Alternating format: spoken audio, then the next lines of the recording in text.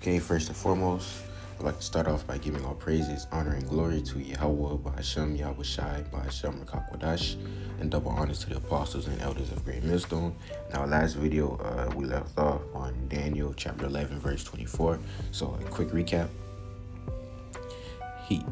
Daniel chapter 11, verse 24.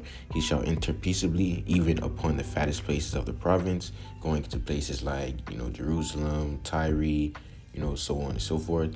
And he shall do that which his fathers have not done, nor his fathers' fathers. And this is also speaking about Antiochus Epiphanes, or Antiochus the Fourth, right? And what he did, that which his fathers have not done, was, how he heavily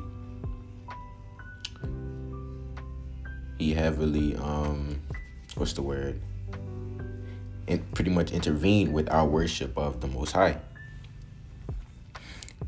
He shall scatter among them the prey and the spoil and riches, right? In which he did when he, not only entered Jerusalem, but, when he would go into a place with his armies, they would, scatter, disperse. They would disperse the prey, the spoil, and his riches. Yet, and he shall forecast his devices against the strongholds, even for a time.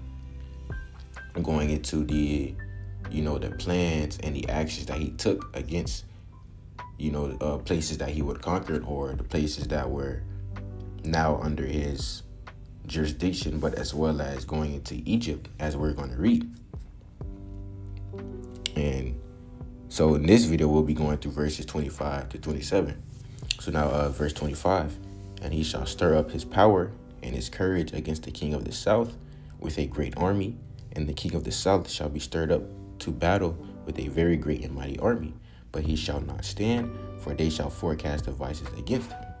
Now, it says, and he shall stir up his power and his courage against the king of the south with a great army. And this is going into that 6 Syrian war, right? And this was Antiochus the Fourth, Epiphanes, making his first surge into Egypt against Ptolemy the Sixth Philometor. It says, and the king of the south shall be stirred up to do battle with a very great and mighty army, right? And this king of the south, being Ptolemy the Sixth, so he, gathered his army and ready to go to war with against Antiochus as well. But he shall not stand, right? Because, when they went to war, Antiochus defeated Ptolemy's army. So, they lost. That's why it says, for he shall not stand, for they shall forecast devices against him. Now, this is going to how after, they had lost that war, right? There were 2 Ptolemaic generals who pretty much came up and staged a coup against Ptolemy and took over his government. And we're going to read about that. Those 2 generals were Comnenus and Cineas, right?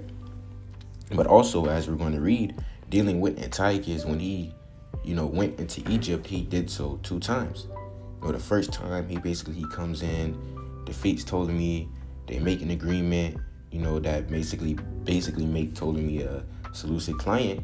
Word gets out, Ptolemy, he loses his position, yada yada, and then Antiochus, he tries to retaliate, but he ends up withdrawing from Egypt, right? But the second time, he says that he's going back to Egypt to try and get, Ptolemy his position back, but he really had other things in mind, as we want to read. Right, so before we get to the secular history, let's read more about it in the book of Maccabees. First Maccabees chapter 1, verse 16. Now when the kingdom was established before Antiochus, this being Antiochus Epiphanes, he thought to reign over Egypt, that he might have the dominion of 2 realms. Wherefore he entered into Egypt with a great multitude in chariots, and elephants and horsemen, and a great navy. What do we just read here? And he shall stir up his power and his courage against the kingdom of the south with a great army. Right, and we have to remember what we read back here in Daniel 11, right?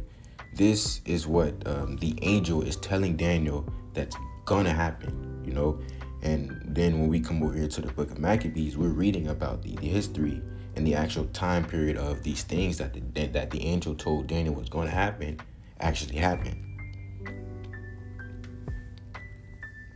So this is one of those events actually took place. So wherefore he entered into Egypt with a great multitude, with chariots and elephants and horsemen, and a great navy, and made war against Ptolemy, king of Egypt, this being Ptolemy the sixth. But Ptolemy was afraid of him and fled, and many were wounded to death. Thus they got the strong cities in the land of the Egypt. Thus they got the strong cities in the land of Egypt, and he took the spoils thereof. Okay, so that's what we read about in Daniel 11:25. So now let's get it into secular history, dealing with the Syrian wars.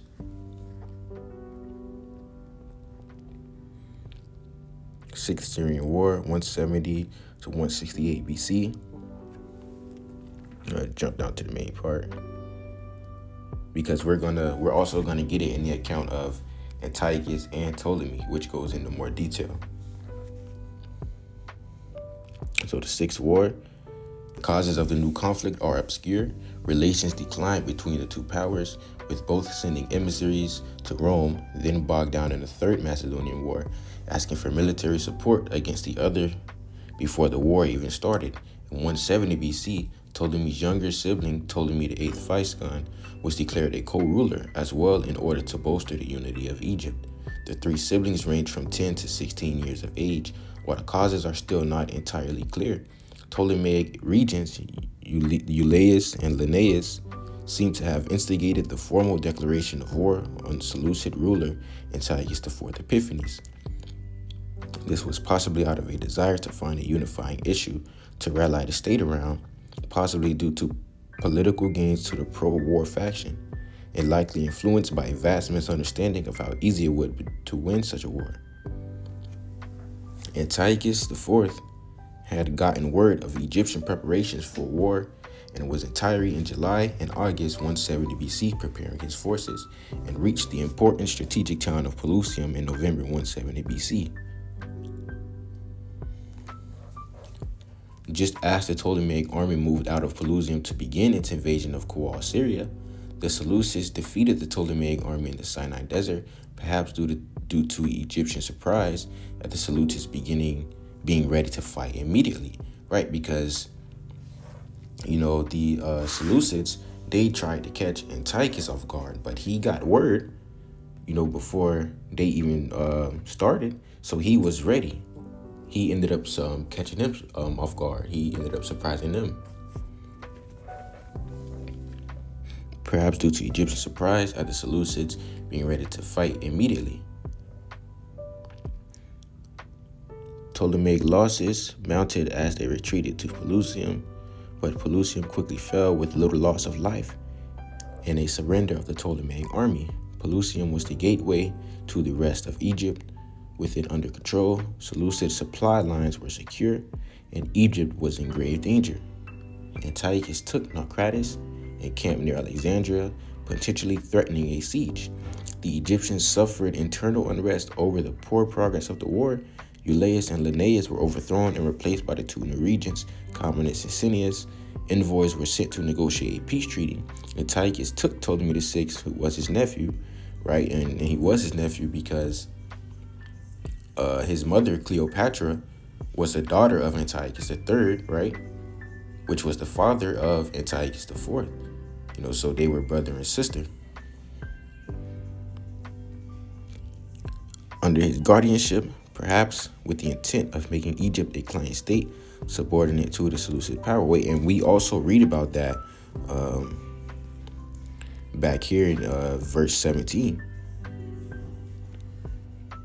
Daniel 11, verse 17, he shall also set his face to enter with the strength of his whole kingdom, and upright ones with him. Thus shall he do, and he shall give him the daughter of women, corrupting her, but he shall not stand on his side, neither be for him. And that was Antiochus III giving his daughter Cleopatra to Ptolemy V to be married. And it was basically, as we went over, it was basically like a marriage alliance type of an agreement, right? And they had Ptolemy VI that made him Antiochus IV his uncle, as well as Seleucus, and their other siblings. So Antiochus took Ptolemy VI, who was his nephew, under his guardianship, perhaps with the intent of making Egypt a client state subordinate to Seleucid power. Archaeological records show that even Thebes in the southern part of Egypt were occupied by a foreign army, surely Seleucids, in October 169 BC. However, this occupation was unacceptable to the people of Alexandria, who responded by proclaiming Ptolemy Physcon as sole king. Antiochus besieged Alexandria, but he was unable to cut communications to the city, so in late autumn of 169, he withdrew his army, leaving Ptolemy VI as a rival king in Memphis. Antiochus possibly withdrew to deal with problems in Phoenicia at home.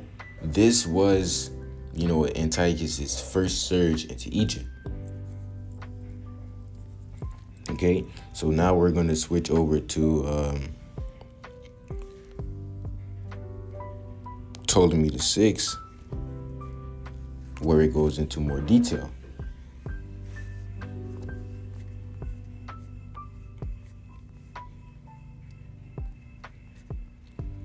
Sixth Syrian War, 170 BC to 168 BC.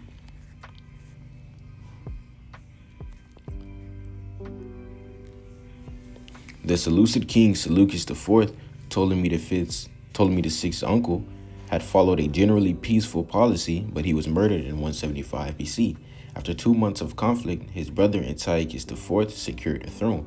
The unsettled situation empowered the warhawks in the Ptolemaic court, and Euaeus and Linnaeus were unable or unwilling to resist them, with Cleopatra I no longer alive. And right now, with Euaeus and Linnaeus,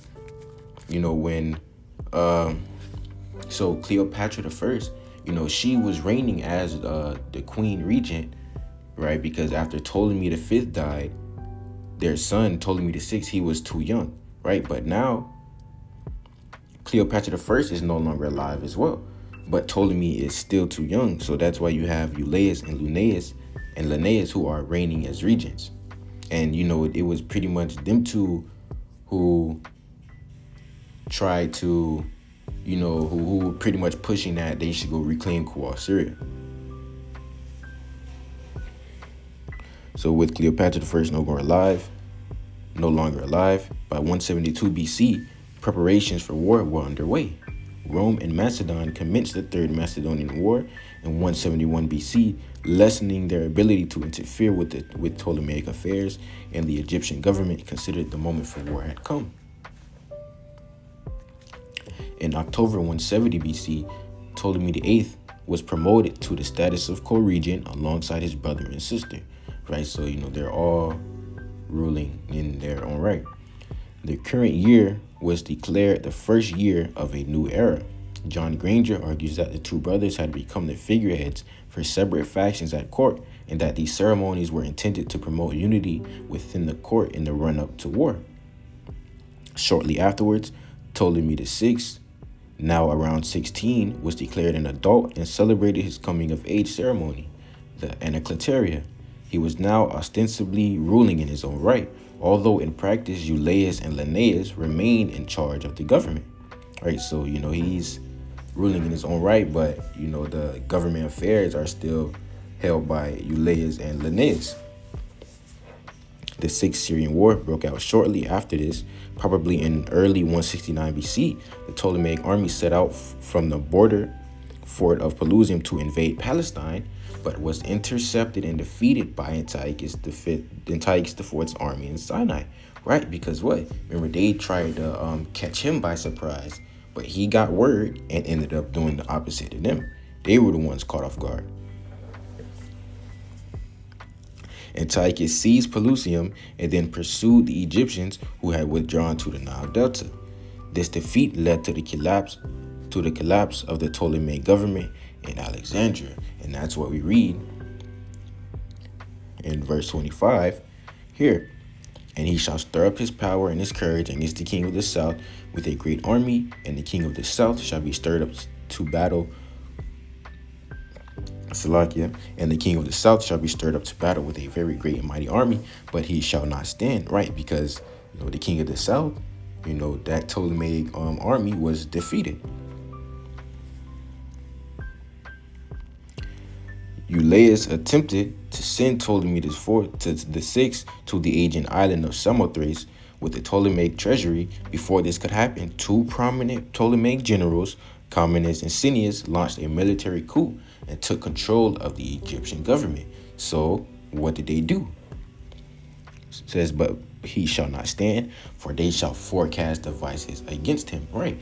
And this was, his two generals basically turning on him and taking over his government. They forecasted devices against him, against Ptolemy.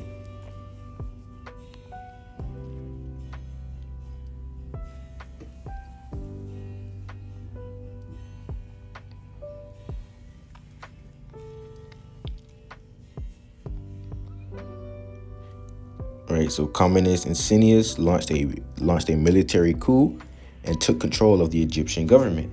As Antiochus IV advanced on Alexandria, Ptolemy VI went out to meet him. They negotiated an agreement of friendship, which in effect reduced Ptolemy VI to a Seleucid client. When news of the agreement reached Alexandria, the people of the city rioted. Comnenus and Cineas rejected the agreement and Ptolemy VI's authority, declaring Ptolemy VIII the sole king. Cleopatra II's position remained unchanged. Antiochus IV responded by placing Alexandria under siege, but he was unable to take the city and withdrew from Egypt in September 169 BC as winter approached, leaving Ptolemy VI as his puppet king in Memphis and retaining a garrison in Pelusium. Right, so once again, that was his first surge into Egypt. So now moving on to verse 26. Yeah, they that feed of the portion of his meat shall destroy him, and his army shall overflow, and many shall fall down slain. And this is dealing with Ptolemy VI. It says, yeah, they that feed of the portion of his meat shall destroy him. Now, it doesn't mean literally destroy him as in like kill him, but as we just read, not only did his, two of his generals take over his government, but his people, what it said the city rioted, they pretty much turned on him and they, they did away with his authority. They made his brother the sole king. They pretty much stripped him of his position. That's how they destroyed him. And his army shall overflow, and many shall fall down slain, which this did happen because, when they went to war with Antiochus, they were defeated. And we can get that here.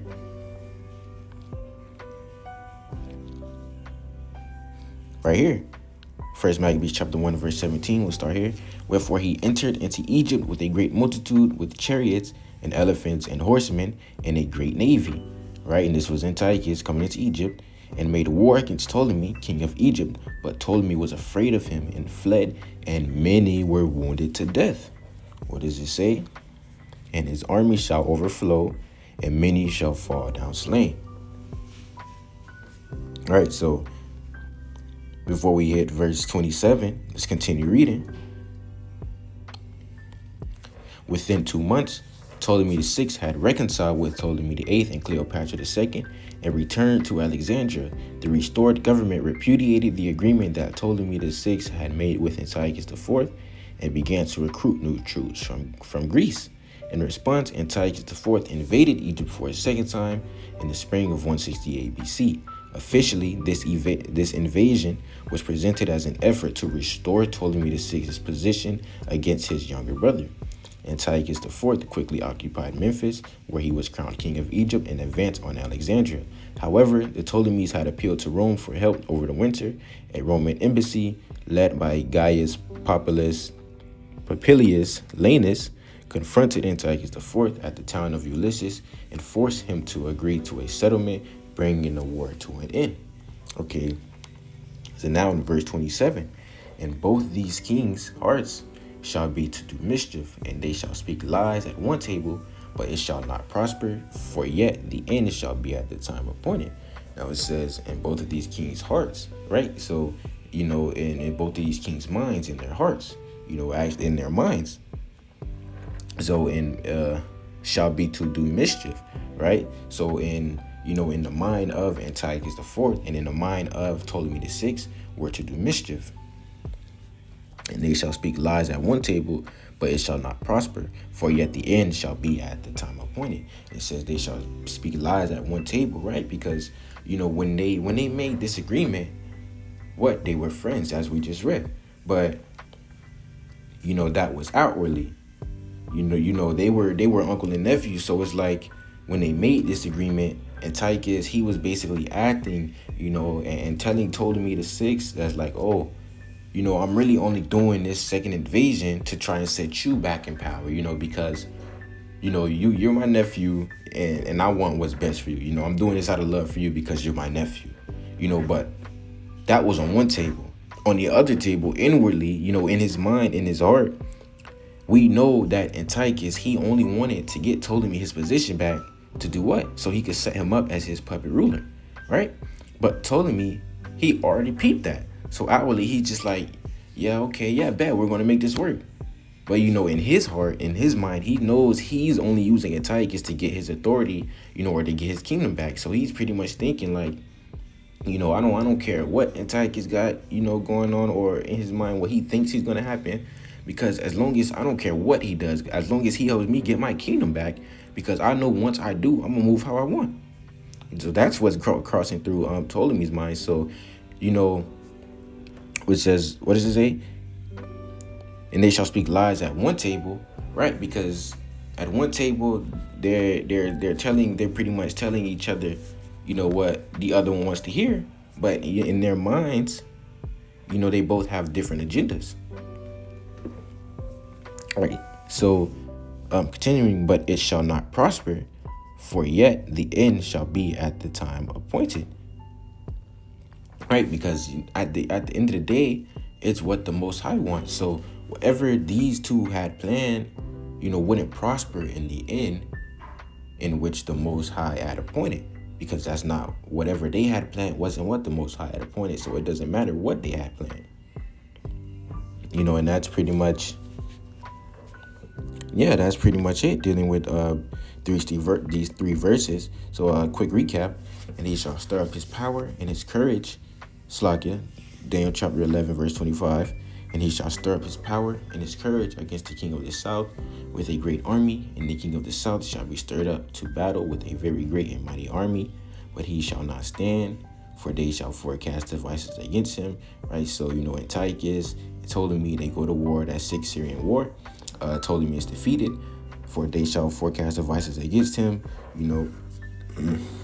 His generals, they turn on him. They take over his government.